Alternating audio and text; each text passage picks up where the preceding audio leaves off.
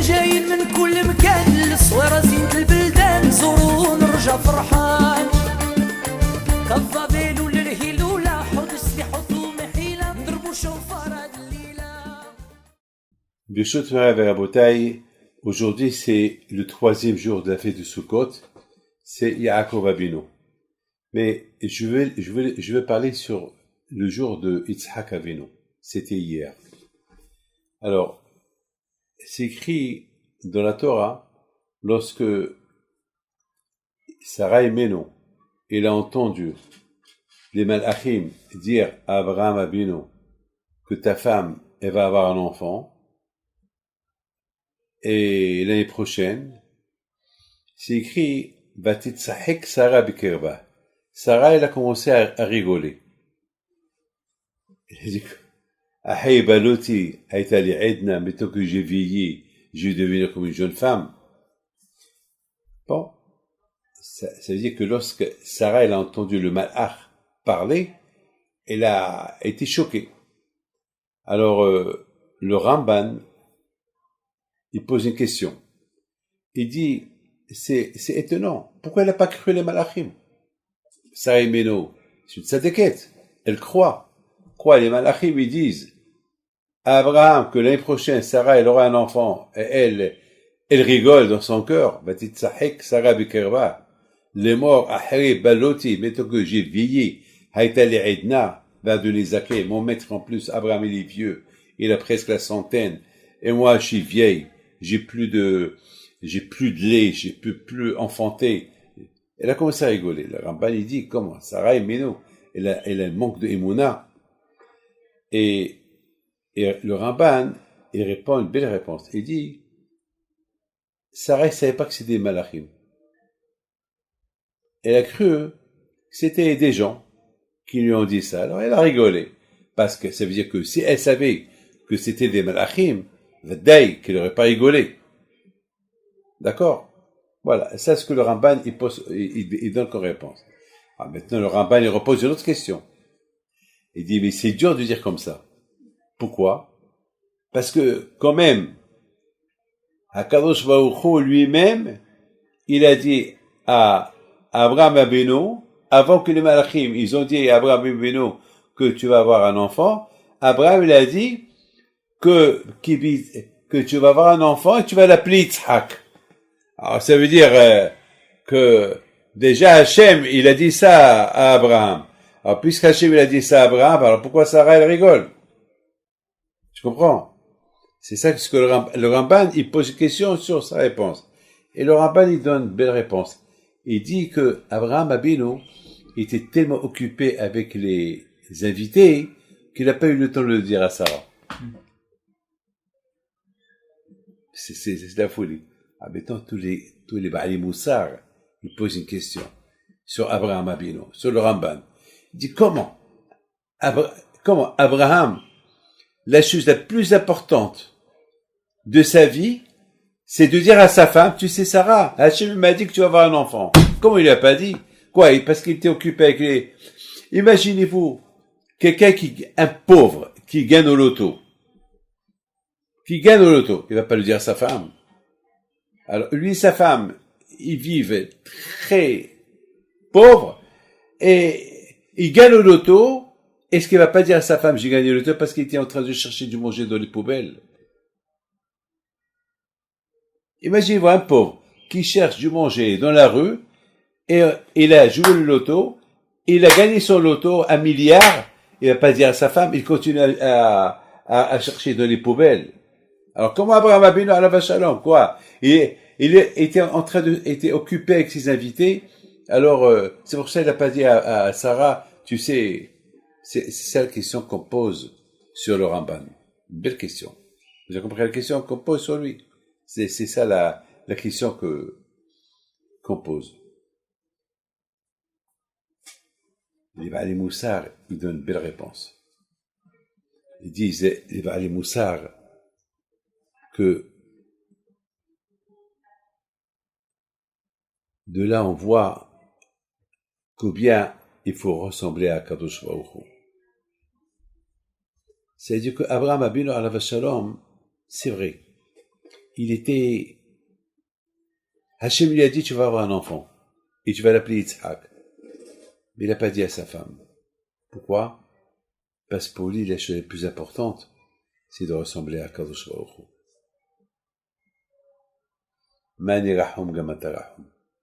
Ça, je pense, c'est comme ça que j'ai répondu. Ça veut dire qu'Abraham Avinu alav shalom était content de la bonne nouvelle qu'il a donnée à Kadosh Baruch Hu. Mais j'ai la preuve. La preuve que lorsqu'Abraham était malade, il a fait la Brit Mila, Akadosh Baruch Hu, il est venu lui rendre visite. Oui ou pas? Vaïra, Hachem, il est venu, il a apparu à Abraham Avinu. Tu écoutes? Et qu'est-ce qu'on voit? On voit qu'Abraham Avinu, au même moment qu'Hachem il est venu le voir, il voit des malachim, il voit des gens qui arrivent, il a laissé Hachem, il est parti chez eux. Il a dit, je t'en prie, Akadosh Baruch Hu, toi, tu es partout. Mais ceux-là, ils sont pas partout. Ces invités là, si je vais pas les voir, ils vont partir. Toi, tu es partout. Je t'en prie, laisse-moi aller m'occuper d'eux. C'est la folie, hein. Vous aurez fait ça, Hachem, il parle avec vous, et il y a un pauvre qui vient, il tape à la porte, vous allez dire à Hachem, Hachem, est-ce que je peux ouvrir la porte pour donner aux pauvres à manger? Et déjà, le scroute d'avoir pour être avec le bon Dieu, et vous laisser le bon Dieu, pour aller chez les pauvres, c'est des choses qu'on ne peut pas imaginer. Incroyable. Eh ben, Abraham Avinu il a dit comme ça, il a dit, Hachem, il veut que je le ressemble. Mani rahum agamata rahum. Akadosh Baruch Hu, il veut qu'on ressemble à Hachem. Comme que Hachem, il est bon, Hachem, il veut que toi aussi tu sois bon. Alors, maintenant que Abraham Avinu, il faisait chaud, il voit des gens qui sont affamés, que bien sûr, ils ont soif. Alors, qu'est-ce qu'il fait?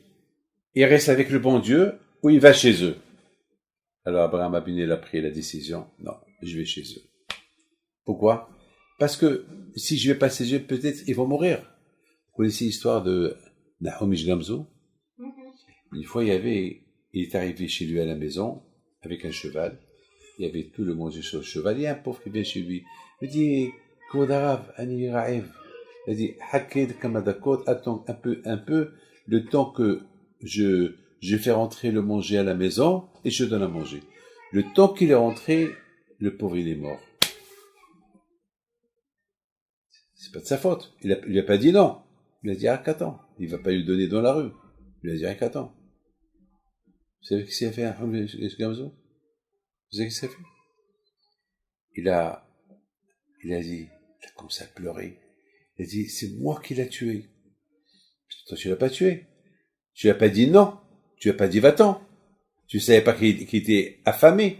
Tu as dit, attends que je déballe, je prends ce que j'ai dans le cheval, et je le fais rentrer à la maison, je te donne à manger. Il a rien fait. Vous savez ce qu'il a fait? Et il a appelé ses élèves. Il leur a dit, écoutez, vous allez m'aider. Quoi? Il a dit, ces mains qu'ils n'ont pas donné aux pauvres à manger, ils vont devenir paralysés. Ils sont devenus paralysés. Ces pieds qu'ils n'ont pas couru pour donner aux pauvres à manger, ils deviennent paralysés. Ils sont devenus paralysés. Donc il est resté comme ça. Il a dit, je vous en prie, mettez-moi sur un lit. Et mettez de l'eau autour du lit, comme ça les fourmis, ils ne viennent pas vers moi. Alors il y a un grand rave au Mexique, Rav Peretz, Rav Michael Peretz, un grand rave. Il a écrit beaucoup de livres il s'appelle Ahol Shem. Il a répondu à toutes les questions que les gens ils posent sur Rabbi Akiva Eiger. On dirait qu'il a écrit, il pose des questions. Il a dit, mais quelle faute il a fait? Quelle faute il a fait? Il a fait aucune faute. Tu as compris? Attends, si par exemple moi, je te dis, donne-moi à manger, et tu lui dis non, je comprends. Et s'il m'est arrivé quelque chose, je comprends. Mais, Nahum Ish Gamzu, quelle faute il a fait? Il a fait aucune faute. Pourquoi il s'est fait punir comme ça? Si ce monsieur il est mort. C'est pas de sa faute. Je sais pas ce qu'il répond. Moi, j'ai donné une bonne réponse. Comment on l'appelle? Nahum Ish Gamzu. Ou pas? Pourquoi on dit Ish Gamzu? Parce que chaque fois il disait Gamzu Letova.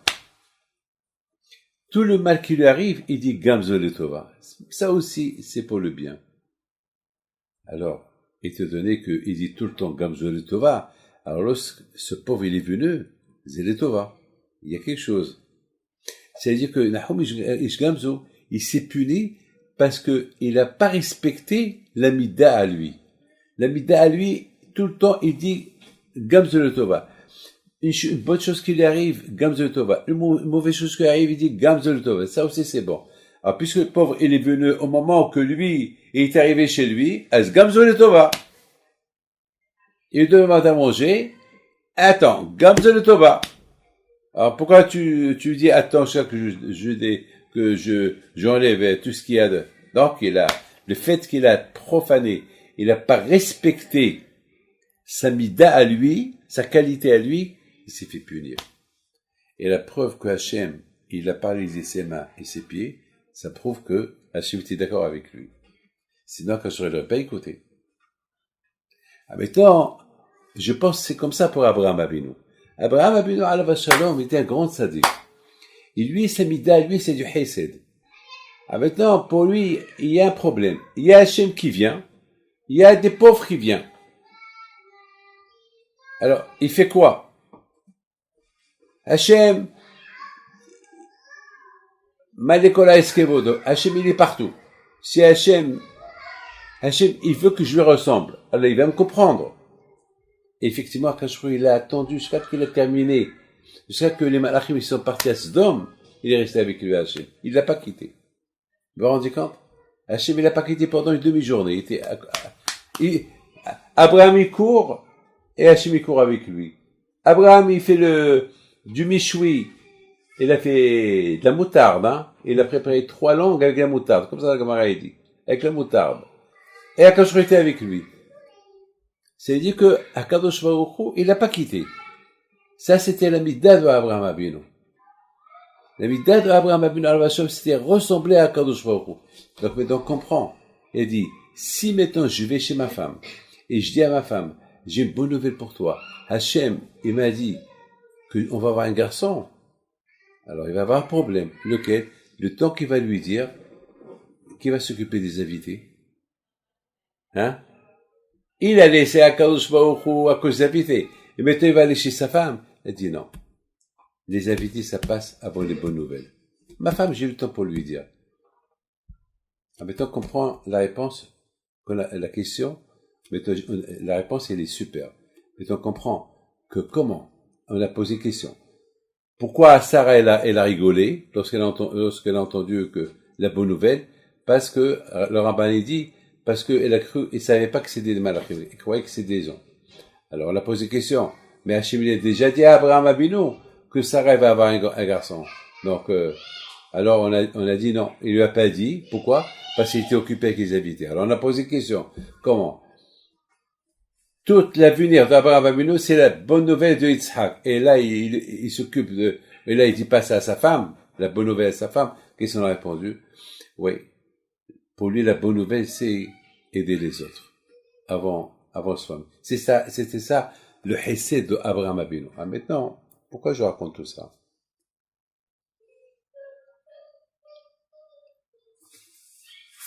Il y a ici quelque chose d'extraordinaire que j'ai écrit ici. Regardez. D'après le Ramban, on va apprendre un Yisod extraordinaire. C'est quoi un Yisod? Un Yisod, c'est comme un fondement. C'est comme lorsqu'on construit une maison, on prépare des fondations. S'il n'y a pas de fondations, la maison elle tombe. Il y a un grand Yisod qu'on apprend du Ramban. Tout ce qu'Akadosh a créé dans le monde, il l'a créé, tout ce qu'Hachem a créé dans le monde, il l'a créé que pour son kavod. Il faut savoir une chose, que dans ce monde-là, on n'est que des invités. On n'est que des invités. On n'est pas éternel. Voilà, le pauvre aujourd'hui, le Admon de Facebook d'Ashdod, il est mort, 64 ans. Ils l'ont pas encore enterré. Et pourtant, il représentait Akadosh Baruch Hu dans ce monde-là. Il n'y a rien dans ce monde qu'il y ait en plus. Tout ce qu'il y a dans ce monde-là, c'est mamash pour le kavod de Akadosh Baruch Hu. Exactement, Abraham Abinu, c'est Hachem il a créé des pauvres, c'est pour le kavod de Akadosh Baruch Hu. Pourquoi Hachem il a fait qu'il y a des pauvres? Pourquoi Hachem il a fait qu'il y a que quelqu'un a besoin de quelque chose, il faut que nous on l'aide? Eh ben c'est ça le kavod de Akadosh Baruch Hu. Hachem il a fait ça pour que tu ressembles à Akadosh Baruch Hu. Parce que comment je vais ressembler à Akadosh Baruch Hu? Parce que, écoutez, Hachem, il est vivant, tout le temps. Moi, j'ai une neshama. Ce qui me fait vivre, c'est la neshama d'Hachem. Donc, cette neshama que le bon Dieu m'a donnée, c'est une lumière d'Hachem. Alors, comment moi, David Pinto, j'ai une neshama d'Akadosh Baruch Hu, ça veut dire qu'il faut que je ressemble. Alors, c'est pour ça que les tzadikim, ils peuvent faire vivre des morts, les tzadikim. Il y a Rabbi Haïm Pinto Alav Shalom, que lorsque quelqu'un est entre la vie et la mort, et un tzadik qui vient, il fait une bracha, il vit, c'était Hedamitim. Les tzadikim, le rôle des tzadikim, c'est de ressembler à Kadosh Baruch Hu. C'est pour ça que Kadosh Baruch Hu, il a fait que, toi, tu as besoin de quelque chose, et moi, je te la donne. Pour que je continue à ressembler à Kadosh Baruch Hu. S'il n'y a pas de Hesed, on ne peut pas ressembler à Kadosh Baruch Hu. Parce que Kadosh Baruch Hu, il n'a pas besoin de toi, hein. Hachem, il n'a pas besoin de nous, hein. C'est nous qu'on a besoin. Non, crois, on fait service à Hachem. Mais Hachem, est-ce que lorsqu'Hachem, il te donne la vie, toi, tu lui donnes quelque chose? Tu lui donnes rien du tout. Donc, c'est lui qui te dit Hesed. Hachem, il te doit rien du tout. C'est nous qu'on doit à Kadosh Baruch Hu tout. Hachem, il nous doit rien. Il faut qu'on comprenne ça. Il y a une fois Hazoun Ish. Il vient chez lui, quelqu'un lui dit, Magia Ali Mazal Tov. J'ai un garçon, Magia Ali Mazal Tov. Le Hazoun Ish, il lui dit, le Magia Ali Chakloum. C'est-à-dire que, voilà, Magia Ali, ça veut dire que, je déserve, je mérite Mazal Tov. Quand Hazoun lui dit, non, tu mérites rien. Hachem t'a fait un hesed, c'est tout, hein.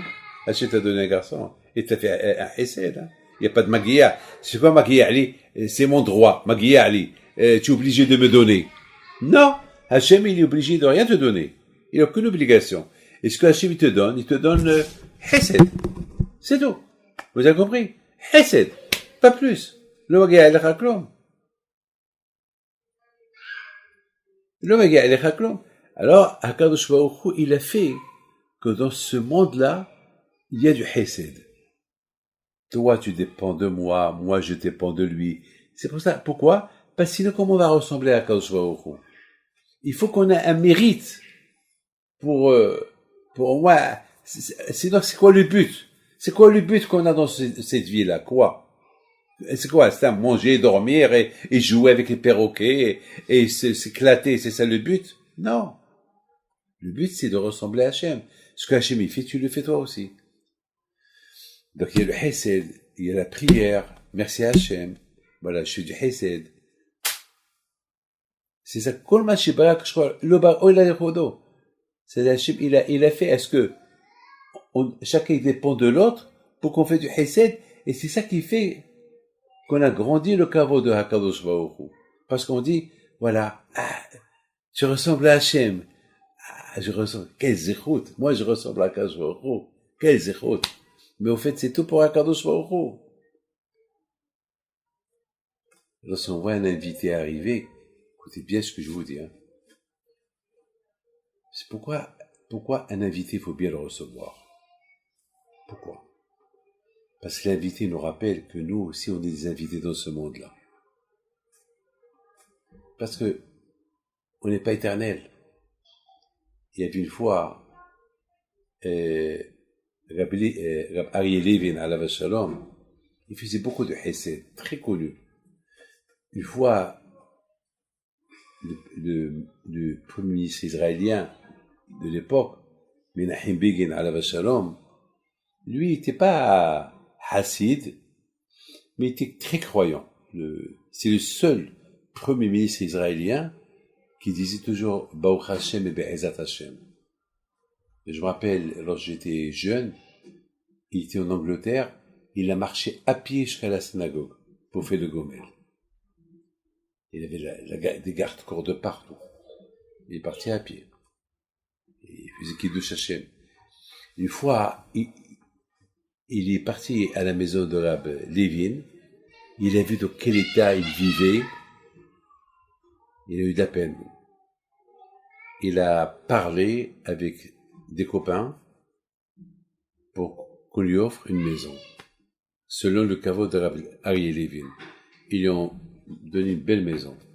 Il lui a dit, voilà, Médinat Israël, et te donne une maison cadeau.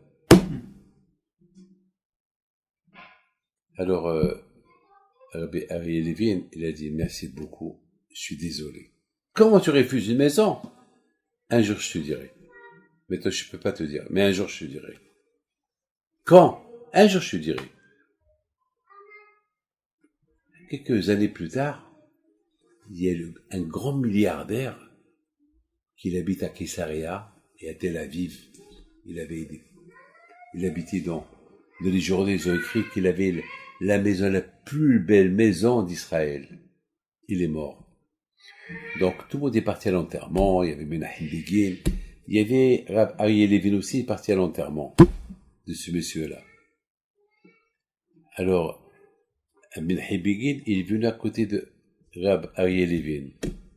Et je te rappelle, il y a quelques années, tu m'as apporté une maison, tu m'as apporté les clés d'une maison, tu m'as dit que l'État d'Israël m'a offert une maison, je t'ai refusé. Oui, je me rappelle. Ah oui! Et tu m'as dit qu'un jour tu vas me donner la réponse. Ah oui, maintenant je la donne. Ce monsieur qui vient de mourir, il habitait où? Il habitait dans un palais. Maintenant il va habiter où? Dans une tombe de 2 mètres. Alors toute sa vie il a travaillé pour l'argent. Total, il va avec rien du tout. Moi j'ai préféré que j'ai ma belle maison là-haut. Pas ici. C'est bon, Moussara. Ah, mais moi, je pense, on dit, tout celui qui reçoit un invité, comme s'il reçoit Hachem. Je vous pose une question. Ça, c'est un grand rave qui me l'a posé. Il m'a dit, c'est pas possible, quoi. Un invité, tu reçois un invité, comme si tu reçois Hachem. C'est pas possible. Hachem, c'est Hachem. Un invité, c'est un invité. Ah ben, j'ai donné une réponse. J'ai dit que l'invité, il me rappelle quoi? L'invité me rappelle que dans ce monde-là, je suis avec un invité. Que je suis pas éternel. Et après 120 ans, je vais quitter ce monde-là, et qui je vais voir Hachem. Parce que dès qu'on quitte ce monde, on voit Akadosh Baruch Hu. Mikabel Pnei Shechina. Donc ça veut dire que, lorsque tu vois l'invité, il faut se rappeler que comme si tu vas, comme que lui c'est un invité chez toi, toi aussi tu es invité du bon Dieu, et après 120 ans tu vas mourir, tu vas voir Akadosh Baruch Hu. Mikabel Pnei Shechina.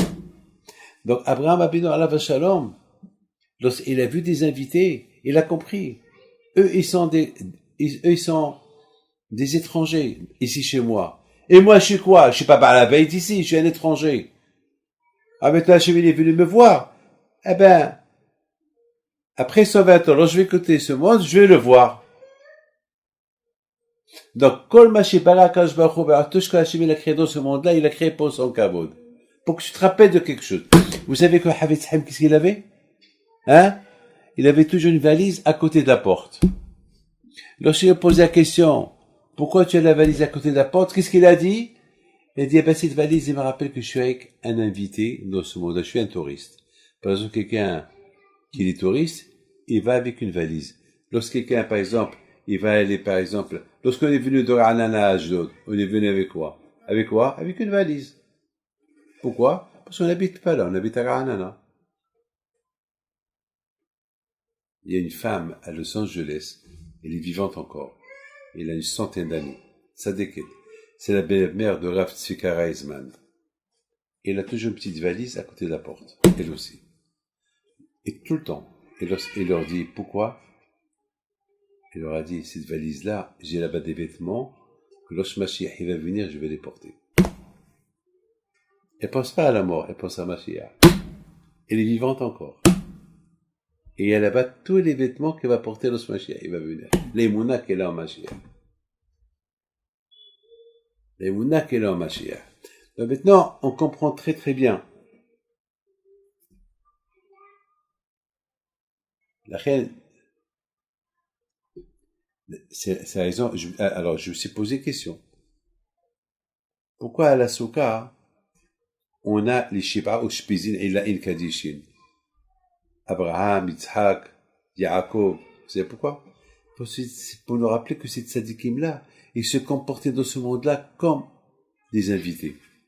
Comme qu'il a dit Abraham, Gevet Shavanu Emachem. Qu'est-ce qu'il a dit Hachem à Yitzhak? Gour ba'aretz azot. Tu es guerre. Yaakov Abinu. Bikish Yaakov Hashem Bishalva. Kafas alav guzot. Yaakov, lorsqu'il a voulu se sentir, qu'il habite en Israël, non, quand je lui ai dit, non, tu es guerre. Moshe Abinu était guerre. Et qu'est-ce qu'il a dit, comment il s'appelle? David Ameler? Agora be'olamcha. C'est même, tout le monde. C'est que la Souka, elle nous rappelle que dans ce monde-là, on n'est que des étrangers. Parce qu'on quitte la maison, et on va dans la Souka. Comme que la Shekhinah, elle est à la maison, la Shekhinah, elle est dans la Souka. Et c'est pour cela, on invite Abraham et Yaakov pour apprendre d'eux, qu'ils se comportaient dans ce monde-là comme des guéris, comme des étrangers. Il faut que nous aussi, on se comporte comme des étrangers dans ce monde-là, sans se poser des questions. Le Rashav Alav Shalom, de Lubavitch, un grand tzaddik, il a dit, il a posé la question, c'est quoi, comment on peut s'améliorer dans ce monde-là? Parce qu'on dit que chaque juif, il est venu pour réparer quelque chose dans ce monde-là. On ne sait pas. Toi, tu sais pourquoi tu es venu dans ce monde-là? Tu sais pas. Moi aussi, je ne sais pas. Alors, il dit le Rashav, il dit, Hatouf Ushti. Il dit, chaque mitzvah qui vient chez toi, saute sur elle et fais-la. Parce que, puisque tu sais pas, alors, peut-être que, si tu dis non, c'est pas celle-là, et je sais pas si c'est celle-là, alors, tout ce qui vient chez toi, hatouf, saute, et fais. Et Hachem va t'aider pour faire les bérourim. Voilà, la bouteille. Vous avez une question, une seconde. Il y a une question à me poser? Sur ce. Oui? Si Akadosh Baruch Hu est venu voir Abraham pour lui dire, pourquoi est-ce qu'il lui envoie ces deux messagers? Et deuxième chose, pourquoi est-ce que, après Ori, on reproche à Sarah qu'elle a rigolé, alors que, d'après ce que vous avez dit, d'après Ramban, etc., bah, elle a eu raison de rigoler. Ouais. Alors, il faut savoir une chose, que Abraham Abinu alav shalom, lui, il avait témoin émouna chez Akadosh Baruch Hu, il n'avait même pas besoin de poser des questions. On n'a vu jamais Abraham, il a posé des questions à Akadosh Baruch Hu. C'est ça la ma'ala, la grandeur. C'est pour ça qu'on dit que le premier qu'il avait la émouna en Akadosh Baruch Hu, et que nous, on apprend de lui. D'ailleurs, même Moshe Rabbeinu, Akadosh Baruch Hu, il a reproché à Moshe Rabbeinu, il a dit, toi, tu n'as pas la émouna de Abraham, ton grand-père. Il a reproché. C'est-à-dire que Abraham Abinu al-Vasham, c'était le premier on apprend de lui aimer Hachem, croire en Hachem, ne pas se poser des questions. Toutes les filles disent que, le bien, le mauvais, il n'y a rien de mal. Chez Abraham Abinu, même le bien, il disait c'est du bien. Même le mal, il disait c'est du bien. Vous avez compris? C'est sa question, oui? Alors que Sarah n'avait pas cette émouna-là. Non. Alors, Sarah, alors, en plus que, on dit, Akadosh Baruch Hu dit une fois à Abraham, Shema et Sarah qui Yitzhak. Écoute à ça, c'est-à-dire que Sarah, a priori, était plus forte que Abraham Abinu dans la névoa d'Anto. Comment elle n'a pas vu ça dans la névoa que Hachem a parlé à Abraham? Et la Gemara dit que Sarah était plus forte que Abraham Abinu dans la névoa. Comment? Si Hachem a parlé à Abraham Abinu, et Abraham était occupé avec les invités, il n'a pas dit à Sarah, Mais Sarah était une prophète, comment elle n'a pas su? Je comprends. Comment elle n'a pas su? Alors on peut dire que Sarah et Méno, en ce moment, Hachem, justement, à Kadosh Baruch Hu, il a voulu faire un peu de kavod à Abraham. Hein? C'est l'élément de l'évoque. Et alors, là, Hachem, il a voulu, quand même, parce qu'Abraham Hachem, il avait tout ce qu'Abraham il faisait pour l'être. Alors, il a voulu faire le kavod. Que ça, il n'a pas dit ça à Sarah. Ah, maintenant, Sarah et Méno, bien sûr, elle a rigolé. Mais la rigolade de Sarah, c'est pas comme la rigolade que nous, on comprend. La rigolade de Sarah, c'était une rigolade, c'est que la Torah, elle lui a reproché cette rigolade. Mais elle n'a pas puni parce qu'elle a rigolé. C'était une rigolade. C'est une rigolade, comment? C'est pas, c'est-à-dire, quand je vais voir ça. C'est comme par exemple quelqu'un qui gagne le loto et qui a 120 ans. Il rigole. Qu'est-ce que je vais faire avec cet argent? Je comprends? Il rigole. Et vous savez, une fois, j'ai écouté une histoire. Une fois, il y avait quelqu'un qui était en train de mourir. Tout le jouait le loto. Et pendant qu'il était en train de faire chez Maïsra, il a bien gagné au loto. Maman, il a gagné au loto. Maman. Et il entendait les gens et ses enfants qui étaient contents. Qu'est-ce qui se passe? Il leur a dit, papa, tu sais que tu as gagné au loto. Il dit, ah bon?